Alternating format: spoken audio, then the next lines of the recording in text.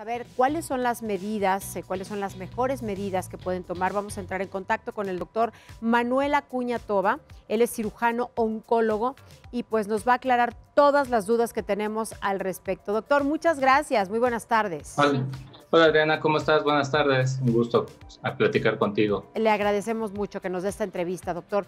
¿Cuáles son los principales tipos de cánceres en los varones? Fíjate que este tema salió mucho en la situación de que vino el Día del Padre y de alguna manera aprovechar los motivos para hablar de esto. Sí.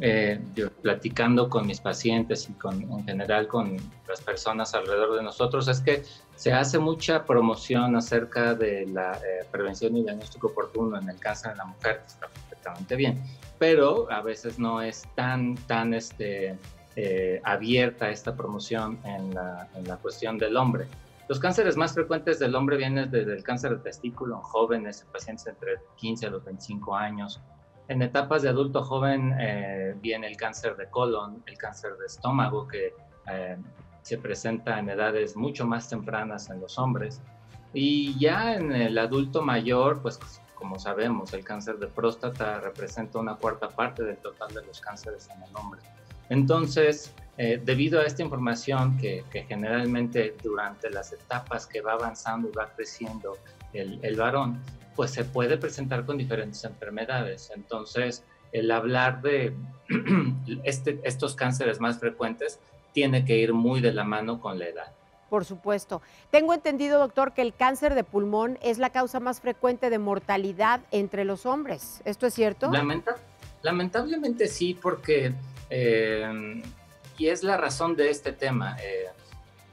El detectar una enfermedad, como hace rato que hablaba el doctor también muy fluidamente del cáncer vesical, y en general todos los cánceres, cuando ya presentan síntomas, cuando ya presentan pérdida de peso, sangrado por la boca, por algún otro órgano, generalmente la enfermedad ya está relativamente avanzada o muy avanzada. Sí. Entonces, en el caso de pulmón, en caso de los tumores en una cavidad, como es la cavidad torácica, en el retroperitoneo, en los órganos intestinales, para que crezca una lesión ahí pueden pasar inclusive de 5 a 10 años y no nos demos cuenta porque estas lesiones son asintomáticas. Entonces, ya cuando empiezan a dar problema, pues es que ya es un problema serio, ¿no? Claro.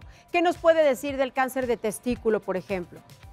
El cáncer de testículo es un cáncer que se presenta, te digo, en jóvenes. Niños. Los factores de riesgo, sí, en niños, sí. Desde los 6, 7 años se pueden diagnosticar. Tengo un par de pacientes que revisé la semana pasada.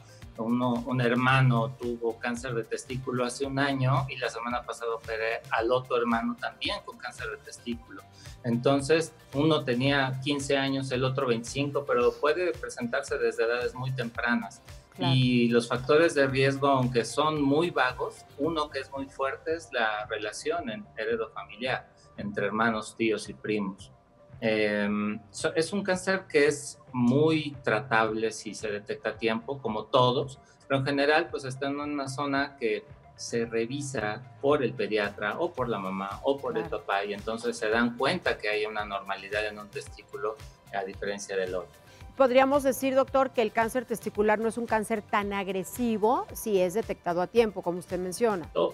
Todos, yo creo que todos, Adriana.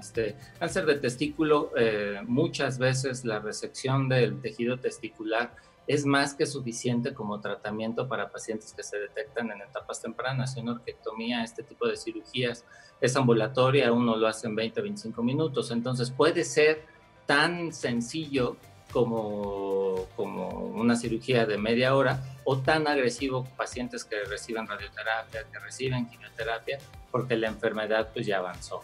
Claro. En el caso del cáncer de próstata, doctor, ¿qué nos puede decir? Ahí nos vamos al otro lado de la vida, ¿no? Vamos avanzando y siempre la pregunta que me hacen, oye, Manuel, ¿cuál es el mejor check-up? Uh-huh. Y si tú le preguntas a una persona adulta o un niño, el check-up de una mujer te van a decir someramente algo, ¿no? Una mastografía, un ultrasonido, probablemente un Papá Nicolau. Claro. Se aprende mucho la palabra. Pero cuando preguntas cuál es el mejor check-up para un hombre, entonces ahí es cuando empezamos a flaquear un poco de qué decir.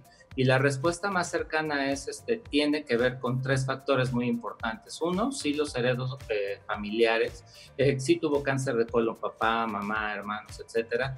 Dos, la edad del paciente, no es lo mismo hacer un check-up a los 35 años que a los 65, y sobre todo esos factores modificables que tanto nos están dañando en nuestra cultura mexicana, que es obesidad, tabaquismo, alcoholismo, y si le vamos agregando esos tachecitos, pues tendremos que irle agregando a esos estudios de tamizaje, pues ciertos estudios. Y ese es el caso de próstata, ¿no? O sea, un antígeno prostático se debe de empezar a hacer desde los 45 años si tenemos antecedentes en la familia de problemas prostáticos o directamente de cáncer de próstata.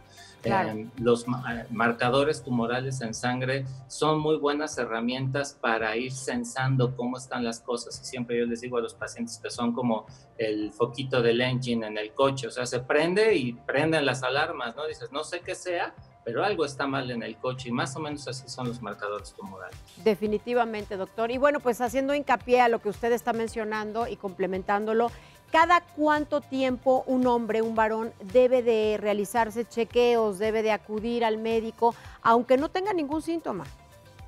Es parte de la modificación que queremos hacer con este tipo de campañas. Tenemos que acercarnos a nuestro médico, nos tenemos que acercar a nuestro médico familiar, a nuestro médico urólogo. Claro. Y una biometría y una química sanguínea no son suficientes para hacer un check-up e ir a ver al doctor. O sea, te digo, tienes que ir a consultar a un especialista que haga y recabe toda esta información para que te haga un chequeo adaptado a las necesidades para poder entender qué está pasando en tu cuerpo. Idealmente, por lo menos una vez al año, ¿no? Si eres un paciente que tiene alto riesgo, que fumas 20 cigarrillos al día, que eres obeso, que no haces ejercicio, estará mucho más dentro de... en mejores tiempos, cada 6 meses, ir variando los estudios y nunca dejar a ir. Y así pasa, por ejemplo, con el género femenino. Una mastografía te la piden a los 6 meses, pero a los 6 meses ya fuiste con un ultrasonido y al otro ya fuiste con la citología, y nunca dejan de ir a ver al ginecólogo. Claro. Y esa cultura no la tenemos con los hombres, varones. De acuerdo. Otro cáncer que también, me gustaría mencionar es el cáncer de seno en los hombres, que también pueden padecerlo, doctor.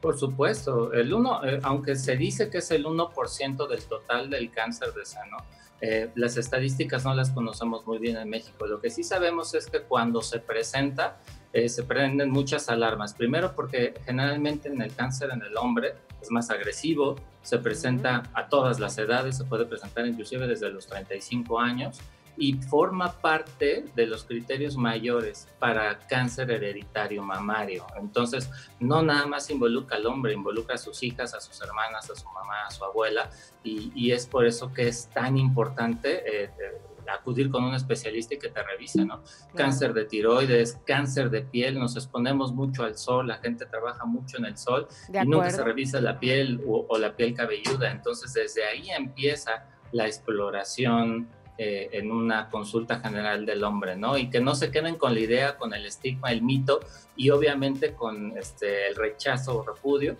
a que la consulta al hombre se limita al tacto rectal, porque eso no es así. Entonces, la consulta médica de chequeo en el hombre tiene que ser una consulta integral con todo esto que hemos platicado. Una consulta muy completa, como usted bien menciona, doctor. Le quiero hacer otra pregunta. En el caso, por ejemplo, de que la madre del varón haya sido detectada o haya tenido cáncer, haya sido diagnosticada con cáncer de mama, ¿esto implica que el varón también podría desarrollarlo?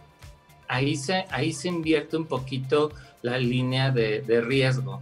Entonces, generalmente el cáncer en la mujer sabemos que el 90% es esporádico, es decir, que no tiene relación con herencia.